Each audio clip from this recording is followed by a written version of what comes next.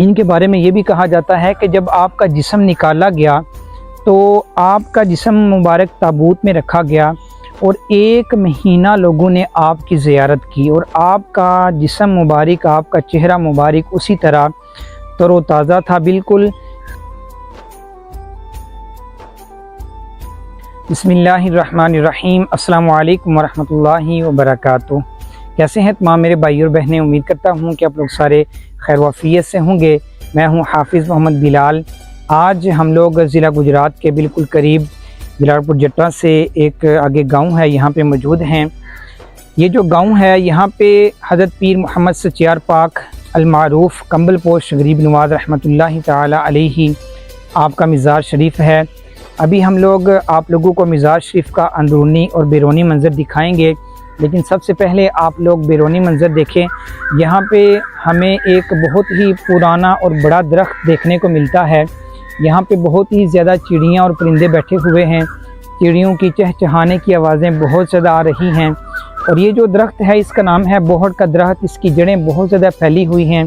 اس کے ساتھ ساتھ ہمیں ایک بہت ہی نایاب چیز دیکھنے کو ملی، وہ یہ تھی کہ بڑے عرصے کے بعد جب لوگ پہلے زمانے میں فریج نہیں ہوا کرتے تھے تو لوگ پانی ٹھنڈا کیسے کیا کرتے تھے کہ لوگوں کے پاس اس طرح کے گڑھے ہوتے تھے، تو لوگ ان میں پانی رکھا کرتے تھے، پانی ٹھنڈا ہو جاتا تھا تو لوگ پانی پینے کے لیے استعمال کیا کرتے تھے۔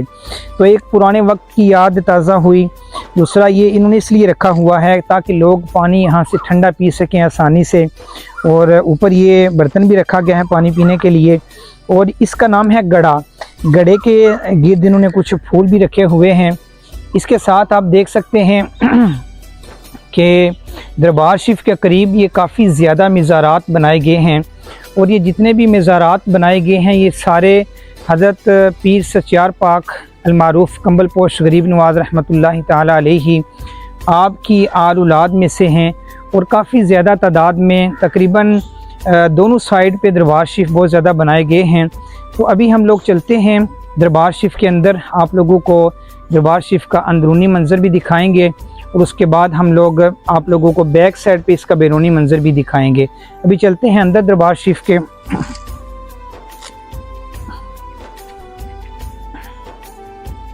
یہ دربار شریف کی مین سیڑھیاں ہیں، یہ میں اوپر چڑھ رہا ہوں۔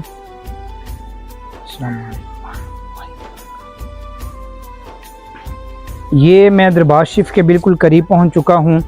یہ ہے آپ کا دربار شریف، حضرت پیر محمد سچیار المعروف کمبل پوش رحمۃ اللہ تعالی علیہ یہ آپ کا دربار شریف ہے، مزار اقدس ہے آپ کا۔ یہاں پہ کچھ آیات بھی قرآن میں لکھی گئی ہیں، الا ان اولیاء اللہ لا خوف علیہم ولا هم یحزنون، کہ اللہ تعالیٰ کے دوستوں پر نہ تو کوئی اندیشہ اور نہ ہی وہ غمگین ہوں گے۔ یہاں پہ یہ قرآن کی آیت بھی لکھی گئی ہے، اور یہ آپ کا دربار شریف ہے، اور دربار شریف کو اوپر سے بھی بڑے احسن انداز میں سجایا گیا ہے، پنکھے بھی لگائے گئے ہیں لوگوں کے بیٹھنے کے لیے، چھوٹا سا گنبد بھی بنا ہوا ہے، پھولوں کے ساتھ سجایا گیا ہے دربار شریف کو، اور یہ پیچھے آپ کا نام بھی یہاں پہ لکھا گیا ہے۔ دربار شریف کے بیک سائڈ پہ یہاں پہ ایک چھوٹی سی جگہ بنائی گئی ہے جہاں پہ چھوٹے چھوٹے برتن مٹی کے پڑے ہوئے ہیں، شاید یہاں پہ لوگ کچھ دیے وغیرہ جلاتے ہیں، اپنی مرادیں لے کے آتے ہیں اور یہاں پہ یہ دیے جلاتے ہیں۔ تو یہ دربار شریف کا جو بیک والا حصہ ہے یہاں پہ بھی کافی زیادہ مزارات بھی ہیں، اور اس کے ساتھ ساتھ یہاں پہ قبرستان بھی موجود ہے، تو قبرستان میں بھی کافی زیادہ لوگ مدفون ہیں۔ تو یہ تھا دربار شریف کا مکمل منظر اندرونی اور بیرونی جو آپ لوگوں نے دیکھا ہے۔ تو امید کرتے ہیں کہ آپ لوگوں کو ہماری ویڈیو اچھی لگی ہوگی۔ ابھی ہم لوگ چلتے ہیں، آپ لوگوں کو دکھاتے ہیں کہ مزار شریف کے سامنے بالکل ایک مسجد بھی ہے، مسجد کس طرح کی بنی ہوئی ہے وہ بھی آپ لوگوں کو دکھاتے ہیں۔ دربار شریف کے بارے میں یہ کہا جاتا ہے کہ آپ کا دربار شریف پہلے دریا چناب کے قریب تھا، وہاں پہ پانی بہت زیادہ آتا تھا، ایک مرتبہ بہت زیادہ پانی آیا، پھر آپ کا جو جسم اقدس ہے وہ وہاں سے نکالا گیا، دوسری جگہ پہ منتقل کیا گیا، اور دوسری جگہ سے پھر یہاں پہ تیسری جگہ پہ آپ کا جو جسم اقدس ہے وہ منتقل ہوا ہے۔ اور آپ کے بارے میں یہ آتا ہے کہ آپ کا جو جسم اقدس تھا ایک مرتبہ بھی نکالا جب، دوسری مرتبہ بھی نکالا تو بالکل صحیح سلامت تھا۔ اسی لیے یہاں پہ لکھا گیا ہے کہ الا ان اولیاء اللہ لا خوف علیہم ولا هم یحزنون، اور ان کے بارے میں یہ بھی کہا جاتا ہے کہ جب آپ کا جسم نکالا گیا تو آپ کا جسم مبارک تابوت میں رکھا گیا اور 1 مہینہ لوگوں نے آپ کی زیارت کی، اور آپ کا جسم مبارک، آپ کا چہرہ مبارک اسی طرح تر و تازہ تھا، بالکل چہرے میں بالکل ایک خراش تک بھی نہیں تھی، اور بالکل جسم صحیح اور سلامت تھا، اور آپ کا جسم اطہر نکالا گیا۔ اور ابھی ہمیں یہاں پہ ایک ماں جی ملے، انہوں نے بتایا کہ 1 مہینہ لوگوں نے آپ کی زیارت کی، اتنے لوگ آئے تھے یہاں پہ۔ انہوں نے بولا کہ ہم نے خود دیکھا ہے۔ میں نے ان کو باقاعدہ پوچھا کہ آپ لوگوں نے بھی دیکھا تھا؟ انہوں نے کہا کہ بالکل ہم نے بھی ان کو دیکھا تھا اور آپ کی زیارت کی، اور کہتے ہیں کہ یہاں پہ اتنی گاڑیاں تھیں کہ پورا مہینہ ہم لوگ ان کو گن نہیں سکتے تھے کہ اتنے کہ یہاں پہ لوگ آئے دیکھنے کے لیے، آپ کی زیارت کرنے کے لیے۔